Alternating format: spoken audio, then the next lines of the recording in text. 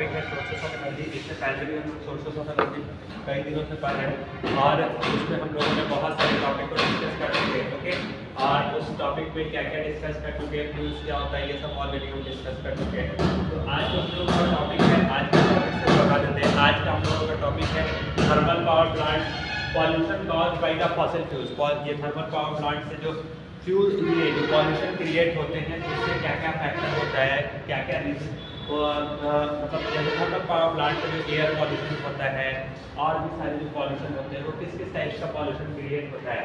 दूसरा चीज़ आप पढ़िएगा हाइड्रो इलेक्ट्रिक एनर्जी, पावर ये वाटर से जो इलेक्ट्रिसिटी जनरेट होता है वो कैसे इलेक्ट्रिसिटी जनरेट होता है। तीसरा आप पढ़िएगा कि advantage of hydro electricity, water से जो इलेक्ट्रिसिटी जनरेट होता है उसकी क्या एडवांटेज है, क्या डिसएडवांटेज है। ओके, ये टॉपिक है। और उसके बाद जो हम लोग टॉपिक पढ़ेंगे विंड एनर्जी, हवा से जो इलेक्ट्रिसिटी जनरेट होता है वो कैसे जनरेट होता है और उसके एडवांटेज क्या है। और फिर लास्ट हम लोग पढ़ेंगे कि सोलर एनर्जी होता क्या है और सोलर कुकर, और इसके बावजूद भी कुछ टॉपिक बचा हुआ रहेगा जो हम लोग नेक्स्ट क्लास में डिस्कस करेंगे। ओके, तो आज का हम लोगों का टॉपिक है थर्मल पावर प्लांट। आपको पता है कि जो थर्मल पावर प्लांट से इलेक्ट्रिसिटी बहुत तरीके से जनरेट किया जा सकता है। इलेक्ट्रिसिटी आपका थर्मल पावर प्लांट के थ्रू भी इलेक्ट्रिसिटी जनरेट किया जा सकता है, विंड व्हील्स के थ्रू भी इलेक्ट्रिसिटी जनरेट किया जा सकता है, सोलर पैनल्स के थ्रू भी इलेक्ट्रिसिटी जनरेट किया जा सकता है, जियो थर्मल पावर प्लांट के थ्रू भी इलेक्ट्रिसिटी जनरेट किया जा सकता है। Okay, hydro power plant, okay, water से भी इलेक्ट्रिसिटी जनरेट किया जा सकता है। तो ये हर टाइप्स का इलेक्ट्रिसिटी जनरेट किया जाता है और इन चीज़ों में इलेक्ट्रिसिटी को जनरेट करने के लिए हमें सोर्सेस ऑफ एनर्जी चाहिए। किसी न किसी सोर्सेस ऑफ एनर्जी की ज़रूरत होती है, चाहे वो रिन्यूएबल सोर्सेस ऑफ एनर्जी हो, चाहे वो non renewable sources of energy है। ओके, और रिन्यूएबल सोर्सेस ऑफ एनर्जी क्या होता है, non renewable sources of energy क्या होता है, ये हम आप लोगों को बहुत अच्छी तरीके से समझाएंगे। रिन्यूएबल सोर्सेस ऑफ एनर्जी को ही आप क्या कहते हो, non conventional sources of energy कहते हो, और जो आपका non renewable sources of energy होता है उसी को ही आप कन्वेंशियल सोर्सेस ऑफ एनर्जी कहते हो। और जो आपका कन्वेंशियल सोर्सेस ऑफ एनर्जी होता है इसी को और नाम से जाना जाता है traditional sources of energy. Okay, और ट्रेडिशनल सोर्सेस ऑफ एनर्जी का मतलब ऐसा सोर्सेस ऑफ एनर्जी जो बहुत ही पुराने समय से इस्तेमाल होता हुआ आ रहा हो और आज भी उस एनर्जी का इस्तेमाल लोग कर रहे हो, उसका यूटिलाइजेशन कर रहे हो फ्यूल्स के रूप में। तो ऐसे सोर्सेस ऑफ एनर्जी को हम क्या कहते हैं, ट्रेडिशनल सोर्सेस ऑफ एनर्जी। दूसरा कन्वेंशियल सोर्सेस ऑफ एनर्जी, या आप इसी को बोल सकते हो non renewable sources of energy. Okay, इसी में आपने पढ़ा भी था कि जो कोयला हो गया, पेट्रोलियम हो गया, नेचुरल गैस हो गया, ये आपका क्या है, non renewable sources of energy है। और जो भी हमारे नेचर में जो non renewable sources of energy जो होते हैं वो हमें लिमिटेड क्वांटिटी में होते हैं। अगर हम ओवर एंड ओवर टाइम्स तक इसका ज़्यादा से ज़्यादा इस्तेमाल करेंगे तो एक सर्टेन पीरियड ऑफ टाइम्स के बाद ये हमें ना देखने को मिलेगी। इसीलिए कहा जाता है कि जो आपके पास non renewable sources of energy है वो आप लिमिटेड क्वांटिटी में इस्तेमाल कीजिए।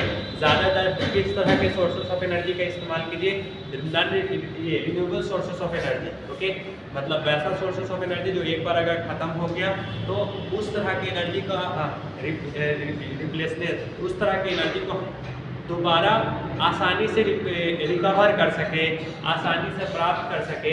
तो ऐसे सोर्सेस ऑफ एनर्जी को आप क्या कहते हो, ये रिन्यूएबल सोर्सेस ऑफ एनर्जी। तो देखिए आज ये सब चीज़ हम लोग ओवरऑल डिस्कस कर लिए थे, लेकिन रिकैप करवाना ज़रूरी होता है, रिकॉल करवाना ज़रूरी होता है। देखिए आज है हम लोगों का थर्मल पावर प्लांट। तो देखिए थर्मल पावर प्लांट, थर्मल का मतलब क्या होता है, देखिए व्हाट्स थर्मल, थर्मल का मतलब होता है हीट। ओके, तो नहीं, अब देखिए थर्मल पावर प्लांट्स में जो इलेक्ट्रिसिटी जो जनरेट होता है वो कैसे जनरेट होता है, तो वहाँ पर कोयला और पानी के थ्रू इलेक्ट्रिसिटी जनरेट होता है। आप देखते हैं मुजफ्फरपुर में जो काटी थर्मल पावर प्लांट है उससे भी इलेक्ट्रिसिटी जनरेट होता है, लेकिन उसको वहाँ पर इलेक्ट्रिसिटी जनरेट कैसे प्रोड्यूस किया जाता है, तो वो कोयला और वाटर के थ्रू इलेक्ट्रिसिटी जनरेट किया जाता है। देखिए जो थर्मल पावर प्लांट जो होता है वहाँ पर कुछ इस तरह से अरेंजमेंट किया जाता है। ओके, इस तरह से अरेंजमेंट किया जाता है कि सबसे पहले वाटर को रिजर्व किया जाता है, उसको स्टोर किया जाता है कहीं किसी एक जगह पर। ओके, किसी एक कंटेनर में या एक बड़े से कंटेनर में पानी को स्टोर किया जाता है। ओके, और उसको हीट किया जाता है, उसको गर्म किया जाता है कोयला से। ओके, जब वो पानी कोयला से अत्यधिक मात्रा में हीट होता है तो फिर वो किस चीज़ में कन्वर्ट होता है, स्टीम में कन्वर्ट होता है, भाप में जनरेट होता है, उससे भाप निकलता है। अब फिर यही भाप जो निकलता है, जो स्टीम जनरेट होता है, ये स्टीम प्रेशर डालता है किस पर, टरबाइन पर प्रेशर डालता है। ये स्टीम किससे जुड़ा हुआ होता है, टर्बो से जुड़ा हुआ रहता है। अब यही टरबाइन किससे जुड़ा हुआ रहता है, जनरेटर से जुड़ा हुआ रहता है। अब स्टीम क्या करता है, टर्बो को रोटेट करवाता है, टर्बो को जो टरबाइन जो होता है उसको रोटेट करवाता है, और टरबाइन आपका किससे जुड़ा हुआ रहता है, जनरेटर से जुड़ा हुआ रहता है, जिस कारण से आपका क्या होता है, इलेक्ट्रिसिटी प्रोड्यूस होता है। तो अगर आपसे कोई पूछेगा कि थर्मल पावर प्लांट में इलेक्ट्रिसिटी कैसे प्रोड्यूस होता है, तो बताइएगा कि जब पानी को कोयला से हीट किया जाता है तो उससे स्टीम जनरेट होता है, भाप जनरेट होता है। फिर ये जो स्टीम जो है ये प्रेशर डालता है किस पर, टर्बो को। टर्बो उसी प्रेशर की वजह से क्या होता है, रोटेट करता है, मूव करता है, घूमता है, और यही टर्बो फिर किससे जुड़ा हुआ रहता है, जनरेटर से जुड़ा हुआ रहता है, और फिर उसके घूमने की वजह से जनरेटर में क्या होता है, इलेक्ट्रिसिटी प्रोड्यूस होता है। तो इस तरह से थर्मल पावर प्लांट में आपका क्या होता है, इलेक्ट्रिसिटी प्रोड्यूस होता है। तो ओवरऑल ये कंसेप्ट हमने बता दिया। अब देखिए हम लिख क्या रहे हैं, तो देखिए हम क्या लिख रहे हैं कि ए पावर प्लांट, एक thermal power plant is a power plant which is the heat required. Thermal power plants में क्या चीज की जरूरत होती है, हीट एनर्जी की जरूरत होती है टू प्रोड्यूस स्टीम्स। किस चीज के लिए, स्टीम जनरेट करने के लिए। जाहिर सी बात है पानी को जब तक आप हीट नहीं दोगे, ओके, तो उसमें स्टीम कहाँ से जनरेट होगा। तो इसीलिए हमने लिखा कि a power plant in which heat required to produce steam. ये पावर प्लांट होता है जिसको स्टीम जनरेट करने के लिए हीट एनर्जी की जरूरत होती है। ड्राइव टरबाइन, इसको ड्राइव करने के लिए, टरबाइन को ड्राइव करने के लिए, या बोल सकते हो टू या आप इसी में बोल सकते हो to rotate the turbine. Okay, turbine को रोटेट करवाने के लिए या टरबाइन को ड्राइव करने के लिए। टू मेक्स द इलेक्ट्रिसिटी, किस चीज के लिए, इलेक्ट्रिसिटी बनाने के लिए, is obtain by burning fuels. और जो कैसे बनता है, जब हम बर्निंग, जो हमारे पास फ्यूल्स है जैसे कोयला हो गया या ऑयल हो गया या गैस हो गया, इस चीज को जलाने से क्या होता है, फ्यूल्स, ये आपका स्टीम जनरेट होता है। तो इस तरह से क्या होता है, थर्मल पावर प्लांट्स में इलेक्ट्रिसिटी जनरेट होता है। और इसका ओवरऑल बेसिक कंसेप्ट क्या है वो तो हम आप लोगों को अच्छी तरीके से समझाई दिए। अब देखिए, आप देखे होंगे कि जब थर्मल पावर प्लांट्स जो है, जो स्टीम से जो इलेक्ट्रिसिटी, ये जो थर्मल पावर प्लांट में इलेक्ट्रिसिटी जनरेट होता है, तो उसमें क्या होता है, काफ़ी मात्रा में धुआं निकलता है, काफ़ी ज़्यादा एयर पॉल्यूटेड होता है। तो वो धुआं कौन सा गैस है, वो आपका कार्बन डाइऑक्साइड गैस है, जो हमारे एयर को क्या करता है, पॉल्यूशन करता है। आप देखिए वही हम लिखे, pollution caused by the fossil fuels. क्योंकि थर्मल पावर प्लांट में तो फॉसिल फ्यूल्स का इस्तेमाल किया जाता है। कोयला आपका क्या है, फॉसिल फ्यूल्स है ना, पेट्रोलियम क्या है आपका, फॉसिल ही फ्यूल्स है ना, नेचुरल गैस क्या है आपका, फॉसिल ही फ्यूल्स है ना।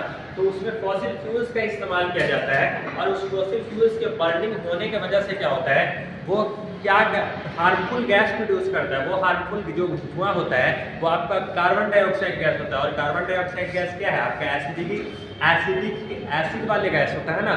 और जो एसिड गैस होगा उसी की वजह से क्या होगा, एसिड रेन भी प्रोड्यूस होता है। तो इस सब पॉइंट ऑफ व्यू से क्या होता है, वो जो गैस निकलता है वो हमारे लिए इन्वायरमेंटल के लिए क्या होता है, काफी पॉल्यूटेड होता है। वही लिखे हैं हम यहाँ पर, the burning of fossil fuels produce acidic gases. Acidic gas क्या है भाई, कार्बन डाइऑक्साइड है, CO2।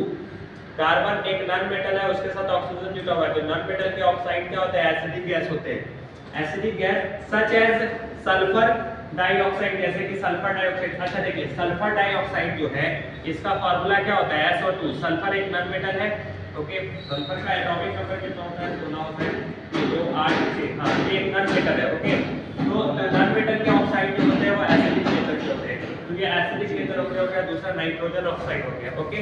तो ये आपका इस सब चीज क्या होता है, जैसे सल्फर डाइऑक्साइड हो गया, कार्बन डाइऑक्साइड हो गया, नाइट्रोजन ऑक्साइड, इस तरह के हार्मफुल गैस क्या होते हैं, पावर प्लांट से रिलीज होते रहते हैं, जिस कारण से वो हमारे गैसेस के लिए या हमारे एयर को क्या कर देते हैं, पॉल्यूशन करते हैं।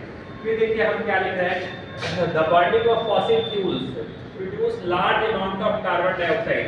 जो फॉसिल फ्यूल्स जो आपका जलता है थर्मल पावर प्लांट्स के थ्रू, जो गैसेस जो निकलता है, जो धुआं निकलता रहता है, आप देखोगे काली थर्मल पावर प्लांट्स के साइड कभी आप जाओ तो वहाँ पर देखते रहते हो काफ़ी ज़्यादा ये स्पीड से क्या होता है, धुआं निकलता रहता है, या क्या जो फ्यूल्स आपका जो बर्निंग करता रहता है, कोयला वगैरह या कोई भी चीज़ जो बर्निंग करता रहता है, तो उसकी वजह से क्या होता है, काफ़ी मात्रा में धुआं निकलता रहता है। तो वो धुआं क्या होता है, लार्ज अमाउंट में कार्बन डाइऑक्साइड गैस ही तो होता है, which goes into the air, और ये कहाँ पे चला जाता है, हवा में मिल जाता है। ओके, और उसी हवा में मिलने के कारण वो क्या करता है, एयर को पॉल्यूशन करता है। फिर देखिए क्या लिखा है, the burning of fossil fuels. Okay, जो फॉसिल फ्यूल जो आपका जीवाश्म ईंधन है, वो जब बर्न करता है, जलता है, the burning of fossil fuels coal produce smog which pollute the air. जो आपका जीवाश्म ईंधन जो जलता है, जीवाश्म ईंधन फॉसिल फ्यूल्स को हिंदी में जीवाश्म ईंधन कहते हैं, जो आपका कोयला जलता है, इसके जलने से क्या होता है, प्रोड्यूस स्मॉग, धुआं निकलता है, which makes pollute the air, और उसी वजह से क्या होता है, वो एयर को पॉल्यूशन करता है, एयर को प्रदूषित करता है। ओके, तो इन सब पॉइंट ऑफ व्यू से ठीक है, आप इलेक्ट्रिसिटी जनरेट तो कर रहे हो थर्मल पावर प्लांट में, लेकिन इलेक्ट्रिसिटी जनरेट करने के साथ साथ आप एयर ये हमारे इन्वायरमेंट को पॉल्यूशन भी कर रहे हो। ओके, तो इसके लिए सॉल्यूशन क्या है, इसके लिए ये सॉल्यूशन है कि जहाँ पर भी धुआं निकल रहा है, थोड़ा सा पेड़ पौधा या बड़ा बड़ा पेड़ पौधा लगाया जाए, ताकि वो धुआं जो निकले, कार्बन डाइऑक्साइड गैस जो निकले, और पेड़ पौधा उसको एब्जॉर्ब करे, और एब्जॉर्ब करने के बाद क्या करे, वो हमें ऑक्सीजन दे, क्योंकि ऑक्सीजन देने का काम तो पेड़ ही पौधा करेगा ना। तो इसके लिए हमें क्या करना होगा, जहाँ पर ज़्यादा से ज़्यादा कार्बन डाइऑक्साइड गैस निकल रहा है, वहाँ पर उसके आसपास में क्या करना होगा, पेड़ पौधा आपको ज़्यादा से ज़्यादा मात्रा में लगाना पड़ेगा। ओके, ठीक है। अब देखिए क्या है advantage of thermal power plant. Thermal power plant की क्या खासियत है, तो थर्मल पावर प्लांट की खासियत क्या है, रिलायबल पावर सप्लाई। उससे जो पावर सप्लाई जो मिलता है रिलायबल होता है, जो कि कभी बढ़ रहा है कभी घट रहा है, एकदम कांस्टेंट पावर सप्लाई मिलता है। ओके, दूसरा कंसिस्टेंट आउटपुट, उसके आउटपुट एकदम कंसिस्टेंट, उसमें कोई डिस्टर्बेंस क्रिएट नहीं होता है। रिलायबल तरीके से लोगों को क्या मिलता है, इलेक्ट्रिसिटी प्रोवाइड होता है। तो ये सब इसके एडवांटेज है। ओके, अब देखिए hydrothermal, hydro electricity. Okay, hydro disadvantage, ये तो इसका एडवांटेज है। डिसएडवांटेज में क्या बोल सकते हो, डिसएडवांटेज में ये बोल सकते हो कि इलेक्ट्रिसिटी प्रोड्यूस करने में इसमें काफ़ी मात्रा में धुआं निकलता है, काफ़ी हार्मफुल गैसेस निकलती है, जो हमारे एयर को पॉल्यूशन करती है, ये सबसे बड़ा डिसएडवांटेज है। ओके, आज जब इलेक्ट्रिसिटी जो प्रोड्यूस किया जाता है, तो इसमें क्या किया जाता है, non renewable sources of energy का इस्तेमाल किया जाता है, कोयला का इस्तेमाल किया जाता है। ठीक है, वाटर एक रिन्यूएबल सोर्सेस ऑफ एनर्जी है, लेकिन कोयला एक non renewable sources of energy है। अब इसका आप लार्ज अमाउंट में ज़्यादा से ज़्यादा इस्तेमाल करते जाइएगा, तो over a certain period of time के बाद, एक है सर्टेन पीरियड ऑफ टाइम के बाद ये कोयला आपको नहीं मिलेगा। तो हमें यहाँ पर कुछ सोचना चाहिए, कुछ ऐसा दिमाग लगाना चाहिए, या आगे वाले जनरेशन में साइंटिस्ट को कुछ ऐसा सोचना चाहिए कि हम non renewable sources of energy का कम से कम इस्तेमाल करें, किसी रिन्यूएबल सोर्सेस ऑफ एनर्जी का इस्तेमाल करके इलेक्ट्रिसिटी प्रोड्यूस करें। ये फ्यूचर में ऐसा सोचना चाहिए। लेकिन अभी फिलहाल जो है लोगों आपको देख रहे हैं, मुजफ्फरपुर में भी देख रहे हैं, वो जो इलेक्ट्रिसिटी प्रोड्यूस किया जा रहा है काटी थर्मल पावर प्लांट में, वो वाटर और कोयला से ही इलेक्ट्रिसिटी जनरेट किया जा रहा है। ओके, ठीक है। अब देखिए hydro electric energy. Hydro electric energy का मतलब वाटर से जो इलेक्ट्रिसिटी जनरेट होता है ना, उसको हम क्या कहते हैं। अब हाइड्रो इलेक्ट्रिक का मतलब वाटर से जो इलेक्ट्रिसिटी जनरेट करना, या वाटर से जो इलेक्ट्रिसिटी जो प्रोड्यूस करना, वो ही हम क्या कहते हैं, हाइड्रो इलेक्ट्रिक एनर्जी कहते हैं। अब देखिए हाइड्रो इलेक्ट्रिक एनर्जी में इलेक्ट्रिसिटी प्रोड्यूस कैसे किया जाता है। तो इसके लिए क्या किया जाता है कि सबसे पहले बड़ा बड़ा डैम बनाया जाता है, बड़ा बड़ा बांध जो होता है ना, बनाया जाता है। इसके लिए जो भी साइंटिस्ट है या जो भी पावर प्लांट्स जो एक बड़े लेवल पर खोलते हैं, उन्हें क्या चीज़ की ज़रूरत होती है, लार्ज एरिया, लार्ज अमाउंट पे एक बड़े एरिया की ज़रूरत पड़ती है। दूसरा, वो वैसा जगह चुनते हैं जहाँ पर 5-6 नदी या 7-8 नदी का पानी एक ही जगह पर आकर मिलता हो। ओके, इस तरह का वो देखते हैं कि हम जहाँ पर हाइड्रोथर्मल पावर प्लांट बनाने जा रहे हैं, वहाँ पर उसके आसपास नदी वगैरह है कि नहीं, और 5-6 नदी या 7-8 नदी का जुड़ाव कनेक्शन वो एक ही नदी में आके मिल रहा है कि नहीं, ताकि सारे नदी का पानी अगर आगे मिलेगा तो उस पानी और उन सारे नदी जहाँ पर ज्वाइन हो जाता है, उसके बाद उसी के आसपास वो क्या करते हैं, बड़ा सा डैम बनाते हैं। पानी का एक बड़ा सा डैम बनाते हैं, ओके, नहीं एक बड़ा सा डैम बनाते हैं। अब सारी नदी का पानी अलग अलग लेवल पे आता है, वो एक ही जगह पर जाके मिलता है, और इस डैम बड़ा डैम रहने की वजह से उस पानी का लेवल क्या हो जाता है, काफ़ी बढ़ जाता है, एक हाइट पर आ जाता है। तो जब भी कोई भी चीज़ एक हाइट पर आ जाएगा या पानी का लेवल काफ़ी ज़्यादा हाइट पर आ जाएगा, ओके, तो उसकी वजह से उसमें कौन सी एनर्जी आ जाएगी, उसमें तो उसकी वजह से क्या होता है कि ये इलेक्ट्रिसिटी, तो इसके लिए वो लोग क्या करते हैं, बड़ा ये डैम बनाते हैं, और उस डैम में क्या होता है, पानी का लेवल काफ़ी बढ़ जाता है। जब पानी का लेवल बढ़ जाएगा तो उसमें कौन सी एनर्जी आ जाएगी, पोटेंशियल एनर्जी आ जाएगी।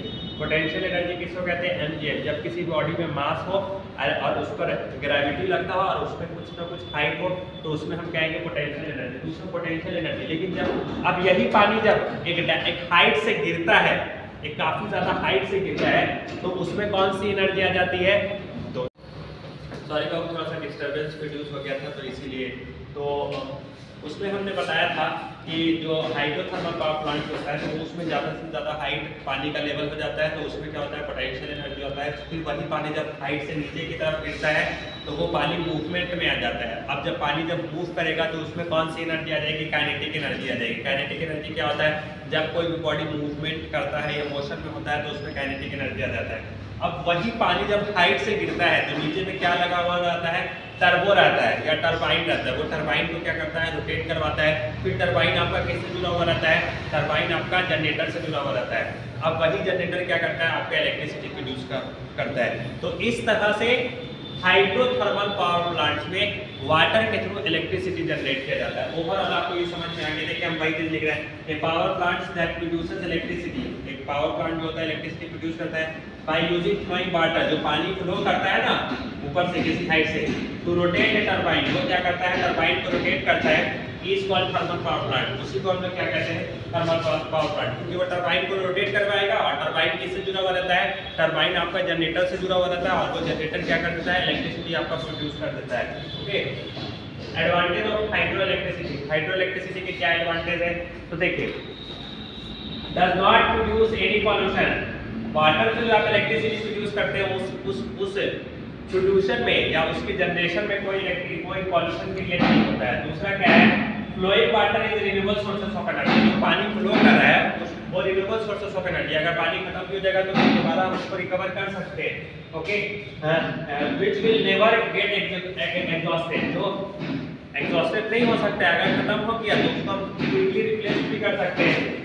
उसके बाद क्या है, the construction of dams on river controlling flood. अगर आप बड़ा डैम बनाते हो वाटर के थ्रू, तो उसके थ्रू क्या होता है कि बड़ा जो बांध आता है उससे भी क्या होता है, उसमें रुकावट आता है। तीसरा डिसएडवांटेज क्या है, हाइड्रो, क्योंकि आप जब थर्मल पावर ये वाटर से जो इलेक्ट्रिसिटी जनरेट करोगे तो उसको ये उस तरह का पावर प्लांट बनाने के लिए आपको बड़े से बड़े एरिया की जरूरत पड़ती है, ये है। दूसरा है large ecosystem destroying during the contraction of dam. Okay, इसमें इकोसिस्टम की ज्यादा जरूरत पड़ती है। ओके, मतलब कि large ecosystem destroying during the contraction of dam. जब बड़ा डैम आप बनाते हो तो इकोसिस्टम जो एक्वेटिक प्लांट्स है उसमें भी थोड़ा सा क्या हो जाता है, प्रॉब्लम क्रिएट हो जाता है। दूसरा है देखिए, decrease production of fish in river. Okay, fish river का जो प्रोडक्शन होता है वो क्या हो जाता है, कम हो जाता है। वेजिटेशन सबमर्ज्ड वाटर, और जो भी वाटर के अंदर में भी कुछ क्या होता है, वेजिटेशन होता है, वो पानी के अंदर भी रह जाता है अच्छी तरीके। अब देखिए विंड की एनर्जी क्या होता है, हवा से जो इलेक्ट्रिसिटी जनरेट होता है उसको हम क्या कहते हैं, विंड एनर्जी कहते हैं। आपको पता है कि विंड क्या होता है, moving air is called wind. जो हवाएं मूव करती हैं उसको हम क्या कहते हैं, विंड कहते हैं। विंड के अंदर काइनेटिक एनर्जी, जाहिर सी बात है हवा में क्या होता है, मोशन होता है, तो उसमें कौन सा एनर्जी होगा, काइनेटिक एनर्जी होगा।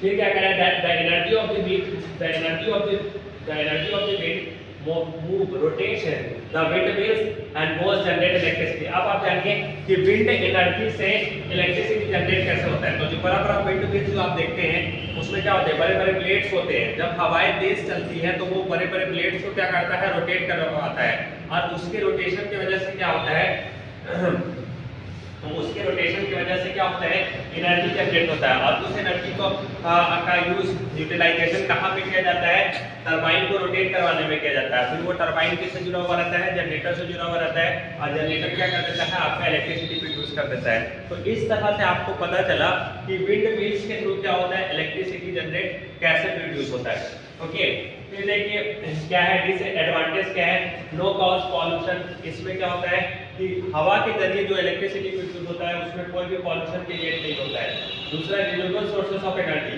ओके, हवा एक रिन्यूएबल सोर्स ऑफ एनर्जी है, ऐसा थोड़ी ना कि खत्म हो जाएगा तो अब आपको एयर मिलेगा ही नहीं। जब एयर नहीं मिलेगा तो आपका खुद आपका लाइफ ही एग्जिस्ट नहीं कर सकता है। ओके, दूसरा सोलर एनर्जी। देखिए सन से जो हमें हीट एनर्जी, सन से जो हमें एनर्जी मिलती है उसको हम क्या कहते हैं, सोलर एनर्जी कहते हैं। ओके, देखिए वही कह रहे हैं the sun is the source of energy. हम जानते हैं कि सन जो होता है ये हमारा मेन सोर्स ऑफ एनर्जी होता है। हमारे पूरे अर्थ सरफेस पे एनर्जी का मेन स्रोत क्या है, सन है। और पूरे लाइट का भी मेन स्रोत क्या है, पूरे अर्थ सरफेस को रोशनी देने का भी मेन स्रोत क्या है, वो सन ही है। Okay, the sun will provide us heat. Sun से हमें क्या मिलता है, हीट मिलता है एंड लाइट मिलता है, energy from and energy free of cost. अब इससे जो हमें एनर्जी मिलता है वो फ्री ऑफ कॉस्ट। अब इस एनर्जी को पाने के लिए हमें कोई पैसा पे नहीं करना पड़ता है, इसीलिए हम लिखते हैं कि सन से जो आपको एनर्जी मिलता है ये फ्री ऑफ कॉस्ट मिलता है। और इसका इस्तेमाल कहाँ पे, देखिए लास्ट में जो लिखा है सोलर कुकर, इसका इस्तेमाल कहाँ पे किया जाता है, सोलर कुकर। सोलर कुकर जो देखते हैं सन की एनर्जी का इस्तेमाल करके जो खाना बनाया जाता है, इस एनर्जी को आप क्या कहते हैं, सोलर कुकर। उम्मीद करते हैं कि ये सारा चीज आप लोगों को बहुत अच्छी तरीके से समझ में आया होगा और इसमें कोई दिक्कत नहीं होगा। जिस तरह से हम आप लोगों के लिए मेहनत कर रहे हैं उसी तरह से आप लोगों को भी मेहनत करने की जरूरत है। ओके, जितना इफर्ट हम लगा रहे हैं उतनी ही इफर्ट आप लोगों को भी लगाने की जरूरत है। ओके, तो बेस्ट ऑफ लक। ओके।